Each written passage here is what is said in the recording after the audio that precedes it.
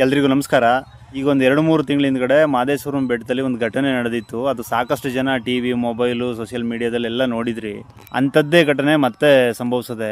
ಅದೇನಪ್ಪ ಅಂತಂದರೆ, ಮಹದೇಶ್ವರಂ ಬೆಟ್ಟಕ್ಕೆ ಒಂದು 2-3 ತಿಂಗಳ ಹಿಂದ್ಗಡೆ ಪಾದಯಾತ್ರೆ ಮಾಡ್ಕೊಂಡು ಹೋಯ್ತಿದ್ದಂಥ ಸಂದರ್ಭದಲ್ಲಿ ಒಂದು 4 ಜನ ಯುವಕರು, ಹೆಚ್ಚು ಕಡಿಮೆ 30 ವರ್ಷ ಆಸುಪಾಸಿನವರೆಲ್ಲ ನಮ್ಮ ಏಜ್ನಂಥವ್ರೆ ಹುಡುಗರು, ಅವ್ರು ಹೋಯ್ತಿದ್ದಾಗಲೇ ಒಬ್ಬ ಹುಡುಗ ಡಿವೈಡ್ ಆಗಿ ಹೋಯ್ತಿದ್ದಂತೆ. ಆ ಟೈಮಲ್ಲಿ ಚಿರತೆ ಅಟ್ಯಾಕ್ ಮಾಡಿ ಅವನನ್ನು ಎಳ್ಕೊಂಡು ಹೋಗ್ಬಿಟ್ಟದೆ. ಹೆಚ್ಚು ಕಡಿಮೆ 75-80 kg ಇರುವಂಥ ಒಬ್ಬ ಶಕ್ತಿಶಾಲಿ ಯುವಕನ್ನ. ಅಂಥದ್ರಲ್ಲಿ ನಾವು ಚಿಕ್ಕವರು, ಹೆಂಗಸರು ಮಕ್ಕಳಾದರೆ ಬಿಡ್ತವೆ ಚಿರತೆ. ಒಂದು ಸಲ ರುಚಿ ನೋಡಿದ್ಮೇಲೆ ಅದು ಅಭ್ಯಾಸ ಆಗ್ಬಿಡ್ತವೆ. ಒಂದು ಸಲ ಈ ಥರದ ಘಟನೆ ಆಗದೆ ಅಂತಂದಾಗ ಅಲ್ಲಿ ಅಧಿಕಾರಿಗಳು, ಫಾರೆಸ್ಟ್ನವರೆಲ್ಲ ಏನು ಮಾಡೋರೆ, ಟೈಮಿಂಗ್ಸ್ ಮಾಡೋರೆ. ಈಗ ಅದನ್ನೂ ಮರ್ತ್ಕೊಂಡ್ರು ಜನ. ಚಿರತೆ ತಿಂದದ್ನೂ ಮರ್ತ್ಕೊಂಡ್ರು, ಟೈಮಿಂಗ್ಸ್ನೂ ಮರ್ತ್ಕೊಂಡ್ರು. ಈಗ ಮತ್ತೆ ನಿನ್ನೆ ಬೆಂಗಳೂರು ಮೂಲದವ್ರಂತೆ ಸುದ್ದಿ ಮಾಧ್ಯಮದಲ್ಲಿ ಪ್ರಸಾರ ಆಗದೆ ಒಂದಷ್ಟು ಜನ ಫ್ಯಾಮಿಲಿ ಎಲ್ಲ, ಹೆಂಗಸರು ಮಕ್ಕಳೆಲ್ಲ ಮಹದೇಶ್ವರಂ ಬೆಟ್ಟಕ್ಕೆ ಹೋಯ್ತಿದ್ರಂತೆ. ಹೋಯ್ತಿದ್ದಂಥ ಸಂದರ್ಭದಲ್ಲಿ ಮಗು ಎಲ್ಲೋ ಒಂದಷ್ಟು ದೂರ ಮುಂದ್ಗಡೆ ಹೋಯ್ತಿತ್ತಂತೆ. ಅವನನ್ನು ಎಳ್ಕೊಂಡು ಮತ್ತೆ ಚಿರತೆ ತಿಂದ್ಬಿಟ್ಟದೆ. ನಾನು ಏನು ಹೇಳ್ತೀನಿ ಅಂತಂದರೆ, ಎಷ್ಟೊಂದು ಅಮೂಲ್ಯವಾದ ಜೀವ ಮತ್ತೆ ಎಲ್ಲಿಂದ ತತ್ತೀರಿ ನೀವು ಆ ಥರ? ಹೌದು ತಾನೇ? ತುಂಬ ಕಷ್ಟಪಟ್ಟು ಸಾಕಿರ್ತೀರಿ, ಬೆಳೆಸಿರ್ತೀರಿ, ಏನೇನೋ ಆಸೆ ಆಕಾಂಕ್ಷೆ ಕನಸುಗಳೆಲ್ಲ ಕಟ್ಕೊಂಡಿರ್ತೀರಿ, ದೇವ್ರು ನೋಡುವ ಅಂತ ಹೋಯ್ತಿರ್ತೀರಿ. ಹಿಂಗೆಲ್ಲ ಆದಾಗ ದೇವ್ರ ಮೇಲೆ ದೂರೋದು ಸಹಜವಾಗಿರುತ್ತೆ. ಯಾಕೆಂತಂದರೆ ದೇವ್ರಿಗೆ ಇದೆಲ್ಲ ಕಣ್ಣು ಕಾಣಲ್ವಾ, ಅದು ಕಾಣಲ್ಲ, ಇದು ಕಾಣಲ್ವಾ ಅಂತ ನಾವು ಅತಿ ತಿಳುವಳಿಕೋಸ್ಕರಂಗೆ ದಡ್ಡರಂಗೆ ಮಾತಾಡೋದಿರುತ್ತೆ.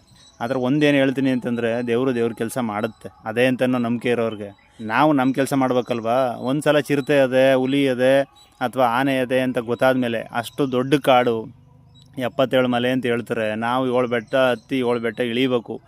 ನಾವು ಮಾದಪ್ಪನ ಬೆಟ್ಟ ತಲುಪಬೇಕಾದ್ರೆ ನಾವು ಆ ಥರ ಎಲ್ಲ ಕಾಡಲ್ಲಿ ಹೋಗುವಾಗ ಒಂದು ಸ್ವಲ್ಪ ಕಾಳಜಿ ವಹಿಸ್ಬೇಕಾಯ್ತೆ. ಸುಮ್ಮನೆ ನಾವು ಎಲ್ಲನೂ ಹಿಂದೆ ಏನಾಗಿರುತ್ತೆ ಎಲ್ಲ ಮರೆತ್ಕೊಂಡು ಹೊಸಾಳಾಗಿ ಹೋದರೆ ಮತ್ತೆ ಅದೇ ಅನಾಹುತ ತಾನೇ ಸಂಭವಿಸೋದು.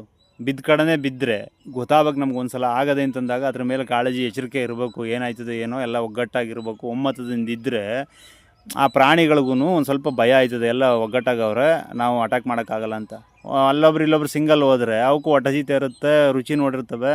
ಎಳ್ಕೊಂಡೋಗಿ ಈ ಥರ ಮಾಡ್ತು ಅಂತಂದರೆ ಯಾರ ಕೈಲೂ ಇಲ್ಲ. ಇದು ಫಾರೆಸ್ಟ್ನವರು ಏನೂ ಮಾಡೋಕ್ಕಾಗಲ್ಲ, ಅಥವಾ ಹಿಂದೆ ಮುಂದೆ ಹೋಯ್ತಿರೋರು ಏನೂ ಮಾಡೋಕ್ಕಾಗಲ್ಲ. ಜೊತೆಲಿದ್ದಾಗ ಮಾತ್ರ ಏನಾದರೂ ಒಂದು ಮಾಡೋಕ್ಕೆ ಸಾಧ್ಯ. ತುಂಬ ನೋವಾಯ್ತದೆ ಈ ಥರದ್ದೆಲ್ಲ ಘಟನೆಗಳು ನೋಡಿದಾಗ. ಕಣ್ಣು ಮುಂದ್ಗಡೆ ನಾವು ಎತ್ತಂಥದ್ದು, ಆಟ ಆಡಿಸ್ತಂಥ ಮಗು ಪಾಪು ಸತ್ತೋಗ್ಬಿಡ್ತು ಅಂತಂದರೆ ಎಂಥ ಹೀನಾಯ ಸ್ಥಿತಿ ಗೊತ್ತಾ ಇದು. ಈಗೇನೋ ಆಗೋಗುತ್ತೆ. ನೆಕ್ಸ್ಟ್ ಸಲ ಯಾರೆಲ್ಲ ಹೋಯ್ತೀರಿ ಅವರೆಲ್ಲರೂ ಒಂದು ಸ್ವಲ್ಪ ಕಾಳಜಿ ಇರಲಿ. ಗುಂಪಲ್ಲಿ ಹೋಗಿ, ಅದು ದೊಡ್ಡವರಾಗಲಿ ಚಿಕ್ಕವರಾಗಲಿ, ಗುಂಪಲ್ಲಿ ಹೋಗಿ ನಿಮ್ಗೆ ಎದುರಿಸೋಕ್ಕೊಂದು ಧೈರ್ಯ ಇರುತ್ತೆ. ಜೊತೆಗೆ ಸೇಫ್ಟಿಯಾಗಿ ಕಾಪಾಡ್ಕೊ ಬರ್ಬೋದು ಎಲ್ಲರೂ. ನೆಕ್ಸ್ಟ್ ಈ ಥರದ ಅನಾಹುತಕ್ಕೆಲ್ಲ ಎಡೆ ಮಾಡ್ಕೊಳ್ಬೇಡಿ ಅಂತ ಹೇಳ್ತಾ, ಜೀವ ಅಮೂಲ್ಯವಾದದ್ದು, ಕಾಪಾಡ್ಕೊಳ್ಳಿ, ಯಾರ ಮೇಲೂ ದೂಷಿಸಬೇಡಿ ಅಂತ ಹೇಳ್ತಾ, ಪ್ರೇಮ್ ಕುಮಾರ್ ನೇರಳೆಕೆರೆ, ಮಂಡ್ಯ. ಎಲ್ರಿಗೂ ನಮಸ್ಕಾರ.